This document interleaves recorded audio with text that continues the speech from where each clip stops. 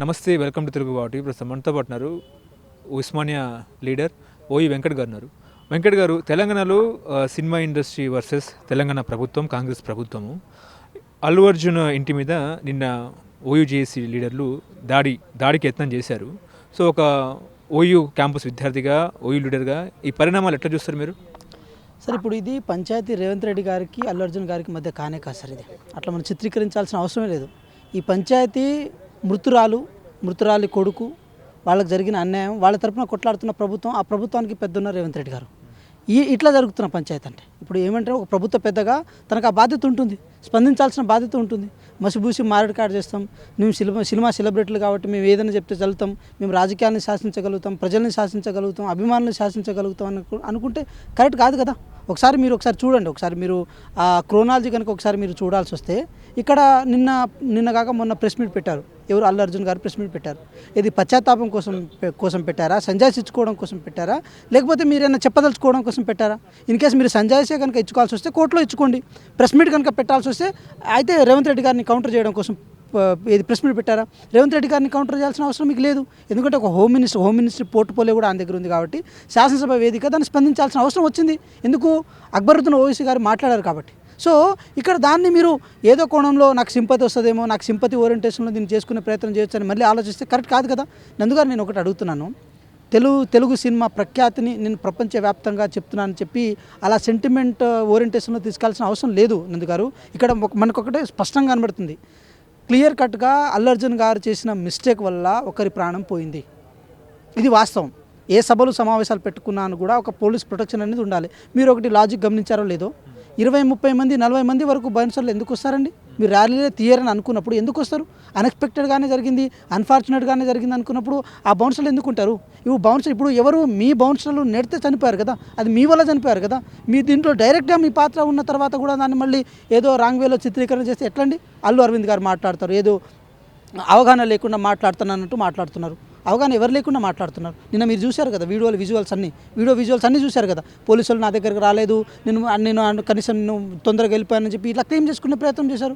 ఇదంతా వరకు కరెక్ట్ అని అంటున్నారు. మేమేమంటున్నాము, ఎప్పుడైతే ఈ సినిమా ఇండస్ట్రీ మా పబ్లిసిటీ ఉందని కాబట్టి నేను క్యాప్చర్ చేసుకుంటాను, నేను అజమాయిష్ చేసుకుంటా అని కూర్చుంటే మాత్రం అది ఎంతవరకు కరెక్ట్ కాదు. అంటే సినిమా ఇండస్ట్రీ ఏపీకి వెళ్ళిపోవాలి, సినిమా వాళ్ళు ఇక్కడ ఉండకూడదు అన్న టార్గెట్తోనే సీఎం రేవంత్ రెడ్డి మొన్న అసెంబ్లీలో ఆ రకంగా మాట్లాడినారా? మరి ఇన్ కేసు అట్లా అనుకుంటే టికెట్లు రేట్లు పెంచుకోవడానికి అవకాశం ఇచ్చేవాళ్ళం కాదు. ఒక టికెట్ 3,000 చేసుకునే అవకాశం ఇచ్చేవాళ్ళం కాదు. బెనిఫిట్ సోర్స్ కోసం అవకాశాలు ఇచ్చేవాళ్ళం కాదు. ఇక్కడ మా అభిమతం ఒకటే, ఇక్కడ గౌరవ ముఖ్యమంత్రి గారి అభిమతం ఒకటే, ఇక్కడ ఎవరికైనా అభిమతం ఒకటే, అందరు సమానం అన్న. చట్టం ముందు అందరు సమానమే కదా. సెలబ్రేట్ అయినంత మాత్రం కొమ్ములు రావు, సెలబ్రేట్ అయినంత మాత్రం ఏం లేదు కదా.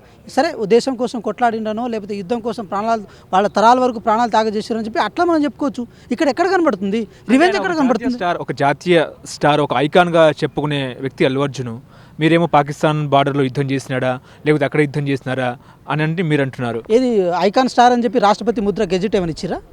ఎవరిచ్చిర్రు? ఇప్పుడు నేను చెప్తున్నా, పల్లకీలు మోసే బోయిలను బానిసలుగా చేసే కల్చర్లో భాగంగా వాళ్ళ దగ్గర నుంచి పైసలు గుంజుకుంటే ఎట్లుంటుంది, ఇది కూడా అట్లే ఉంటుంది. అభిమానులు ఫస్ట్ బెనిఫిట్స్ సినిమా చూడడానికి వచ్చినప్పుడు 4,000 పెట్టి ఒక అభిమాని చూస్తున్నట్టే, అభిమాని నువ్వు నడ్డి విరుస్తున్నట్టే కదా. మరి నీకు మానవత్వం లేదా? నువ్వు ఐకాన్ స్టార్ కదా. మరి నేనేమంటే ఇవన్నీ మేము లోతులో వెళ్ళదలుచుకోలేదు నందు గారు. మా ఇంటెన్షన్ ఒకటే, మీరు అర్థం చేసుకోండి క్లియర్ కట్గా. ఒక మృతురాలు చనిపోయింది. ఎవరైతే అబ్బాయి ఇప్పటికీ వెంటిలేషన్ మీద ఉన్నాడో అతను ఈయన ఫ్యాను. ఇక్కడ మీరు వెళ్ళలేదని కూడా మేము అంటలేము. ఒకటి మాత్రం మీరు గమనించండి, డే 1 నుంచి ఒక రాంగ్ క్యాప్చరైజేషన్ జరుగుతుంది. డే 1 నుంచి ఒక రాంగ్ క్యాప్చరైజేషన్ అల్లు అర్జున్కి సింపతి ఓరియంటేషన్లో జరుగుతుంది. ఇది కరెక్ట్ కాదని అంటున్నాం. ఇక్కడ మీరు ఇంకోటి కూడా చూడండి, రేవంత్ రెడ్డి గారిని విలన్ చేసే క్రమంలో కేటీఆర్ గారు కూడా దీంట్లో దూరి, అంటే బాధితుల పక్షాన మాట్లాడరు, చనిపోయిన వ్యక్తి గురించి మాట్లాడరు, కానీ ఆయన ఐకాన్ స్టార్ అని చెప్పి ఈయన ప్రొజెక్షన్ ఇచ్చుకుంటూ కూర్చుంటారు. అది ఎంతవరకు కరెక్ట్ అని అంటారు మరి మీరు? అంటే ఇక్కడ ఒక ప్రభుత్వ పెద్దగా ప్రభుత్వానికి ఉన్న బాధ్యతను నిర్వర్తించడం తప్పనంటారా? అది కరెక్ట్ కాదని అంటారా? మీరు ఇక్కడ ఎట్లా అర్థం చేసుకోవాలి, మనం ఎట్లా ఆలోచించాలి? కాబట్టి మేము ఒకటే అంటున్నాము, ఇక్కడ తెలంగాణ సమాజం కానీ, రెండు తెలుగు ప్రజలు మొత్తం అందరు కానీ ఒకటే ఏం ఆలోచిస్తున్నారంటే, బాధితురాల పక్షాలను నిలబడ్డాము. అందుకోసమే ప్రజల నుంచి వస్తుంది కదా, అభినందనలు వస్తుంది కదా. ఎందుకంటే ఇది ఇలా ఉండాలి కదా. గవర్నమెంట్ అంటే ఏదో పైన వాళ్ళకు ఒక రకంగా, కింద వాళ్ళకి ఒక రకంగా ఉండాలని అవసరం లేదు కదా. కానీ నేషనల్ మీడియా ముందు ఒక ఐకాన్ స్టార్ అయినటువంటి అల్లు అర్జున్ క్యారెక్టర్ అసాసినేషన్ చేసినట్టు కాదంటారా? అంటే ఇప్పుడు అల్లు అర్జున్ గారి వల్ల ఆమె చనిపోలేదంటారా? మరి ఇది కూడా సమాధానం చెప్పాల్సి ఉంటుంది కదా. అంటే ఆమె చనిపోవడానికి కారణం అల్లు అర్జున్ కాదా, అల్లు అర్జున్ రోడ్ షో కాదా, అల్లు అర్జున్ బౌన్సర్లు కాదా, సంధ్య థియేటర్ యాజమాన్యం కాదా, ఇవన్నీ కాదని అంటారా మీరు? మరి ఒప్పుకుంటారా? ఇవన్నీ కోర్టు ముందు చెప్తే అయిపోతుంది. బయటకు వచ్చి సందేశం ఎందుకు ఇచ్చుకోవాలి, ప్రెస్ మీట్ ఎందుకు పెట్టాలి? అది ఇక్కడ కోర్టు చెప్పిన వాటి మీద ప్రెస్ మీట్ పెట్టినట్టు లేదు, అబ్బాయిని సింపతి చూపించుకున్నట్టు లేదు. అంటే అబ్బాయిని సింపతి చూపించాలి కాబట్టి ప్రెస్ మీట్ పెట్టినట్టు లేదు. ప్రెస్ మీట్ పెట్టిన ప్రధానమైన కారణం ఒకటే ఏముందంటే రేవంత్ రెడ్డి గారు మాట్లాడిన మాటలకి వ్యతిరేకంగా పెట్టినట్టుంది. అది కరెక్ట్ కాదని అంటున్నాం కదా మేము. మీరు అంతా క్లియర్ కట్గానే ఉన్నారు, మీరు అంతా బాగానే ఉన్నారంటే మీరు అది కౌంటర్ టు కౌంటర్ అనుకుంటున్నారు. కౌంటర్ టు కౌంటర్ ఎవరైతే చనిపోయిన వ్యక్తి ఉన్నారో వాళ్ళకి న్యాయం జరగదు. కౌంటర్ టు కౌంటర్ వల్ల బెడ్ మీద ఉన్న వ్యక్తి బతికి రాడు. ఇక్కడ సిచ్యువేషన్ చాలా చేజారిపోయింది. దాన్ని మీరు బాధ్యత వహించాల్సింది పోయి సింపతికి ఏం చేసుకుంటే ఎట్లా? అంటే మీరు పైకి ఎదుగుతుంటే కాళ్ళు అడ్డేస్తున్నారు. ఎట్లా ఎట్లా ఎట్లా పైకి ఎదుగుతున్నారు మీరు? అంటే ఏ కారణం అంటే ఎట్లా పోతున్నారు పైకి? ఇలా సినిమాలు తీసి మీరు బతకండి, మార్కెటింగ్ చేసుకోండి, ఎంటర్టైన్ చేయండి, తప్పులేదు. కానీ రోడ్ షోలు చేసుకుంటాం, చచ్చినా పర్లేదు అని అనుకుంటే మాత్రం ఎవరు ఊరుకోరు. మీరు ఊరుకుంటారా? మీరు ఆ పొజిషన్లో ఉంటే మీరు ఊరుకుంటారా? బాధితురాలు పక్షాన ఉంటారా, లేకపోతే ఐకాన్ స్టార్ అని చెప్పి ఆయన పక్షాన ఉంటారా? ఐకాన్ స్టార్ వల్ల ఒరిగింది ఏంది మరి? ఐకాన్ స్టార్ వల్ల ఎంటర్టైన్మెంట్ తప్ప ఏం ఒరిగింది లేదు కదా.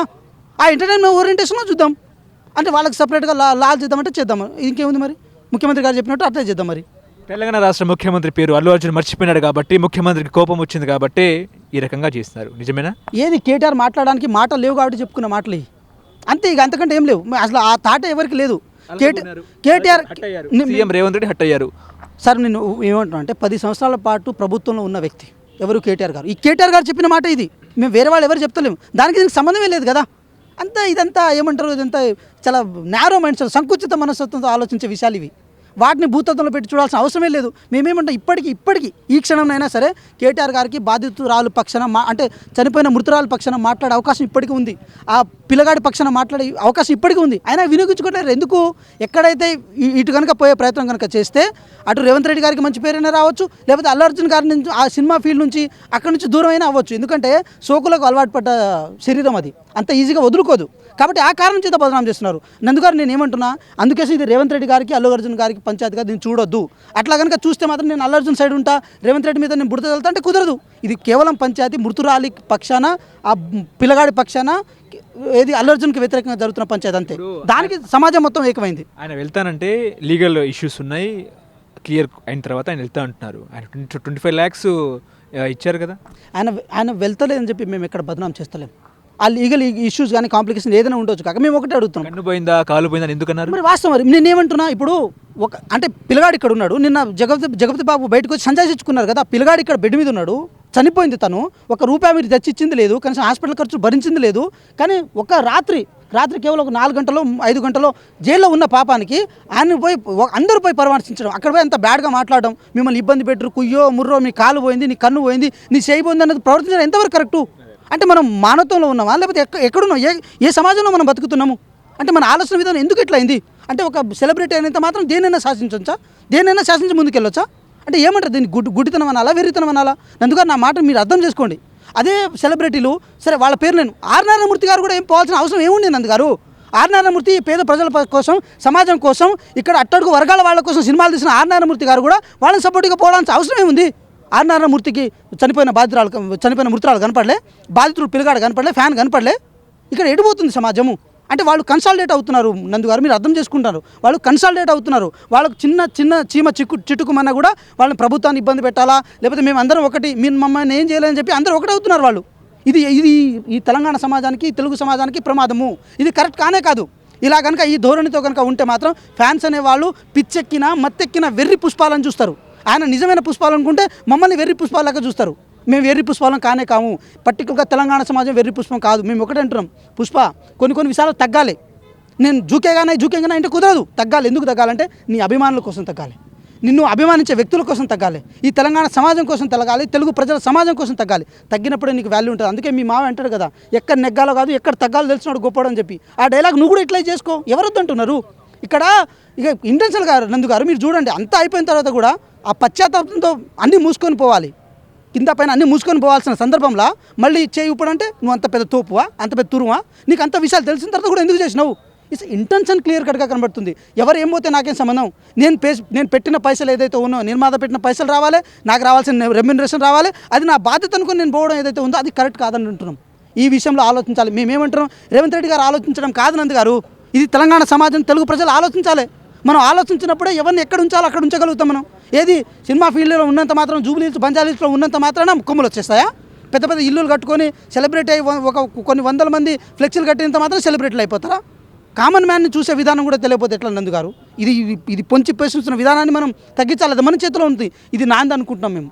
ఇంకో విషయం కూడా చూడండి, బెనిఫిట్ షోట్లు ఉండవు, వేరే కార్యక్రమాలు ఉండవు. ఏదైనా సరే సినిమా ఓరియంటేషన్లో ఎంటర్టైన్మెంట్లోనే చూడాలని చెప్పి గౌరవ ముఖ్యమంత్రి గారు మంచి ఇనిషియేటివ్ తీసుకున్నారు. దీన్ని ముందుకు తీసుకెళ్లే ప్రయత్నం అయితే మేము చేస్తాం.